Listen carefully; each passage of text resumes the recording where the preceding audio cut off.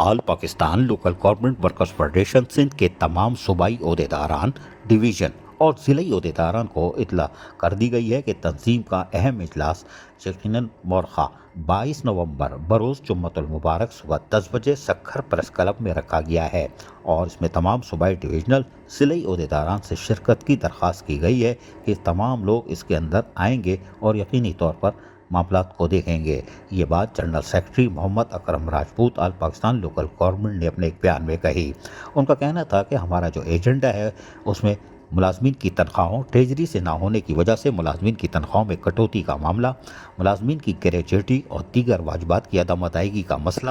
ملازمین کی ترقیوں اپ گریڈیشن کا مسئلہ، ایک کونسل سے دوسری کونسل میں تبادلوں کے ذریعے جعلی بھرتیوں کا مسئلہ، سینڈ سالڈ ویسٹ مینجمنٹ بوجھ میں سینیٹیشن اسٹاف بشمول اقلیتوں کو مستقل طور پر بھرتیاں کرانے کے لیے لائحہ عمل طے کرنا، بلدیاتی اداروں میں سوجی کے لیے اسامی میں اضافے کی روک تھام، یعنی سوجی سروس والے جو ڈرون اور ہیلی کاپٹر آ رہے ہیں ان کی اسامیوں میں اضافے کی روک تھام کے لیے شیڈول آف اسٹیبلشمنٹ نئے سرے سے بنوا کر کونسل اور سوجی کا کوٹا مقرر کروانے کا مسئلہ، بلدیاتی اداروں میں سپریم کورٹ کے فیصلے پر عمل درآمد نہ ہونا، اس کے اوپر عمل درآمد کروانا، فوتگی کوٹے کے سلسلے میں کونسل رول کی تیاری کرنا اور سپریم کورٹ کے فیصلے پر ریویو کرنے کے لیے حکمت عملی تیار کرنا،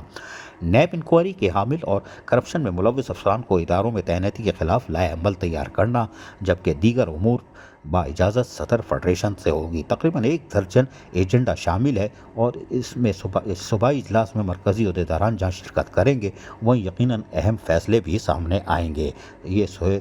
بات جو ہے general secretary all Pakistan local government worker federation Muhammad Akram Rajput نے واضح طور پر بتا دی۔ عزیز عارف، KBS بلدیاتی نیوز کراچی۔ ایسی ہی خوبصورت ویڈیوز فیوچر میں حاصل کرنے کے لیے ریڈ بٹن پر کلک کر کے اور بیل آئیکن کو پریس کر کے ہم سب کے سبسکرائبر بننا مت بھولیے۔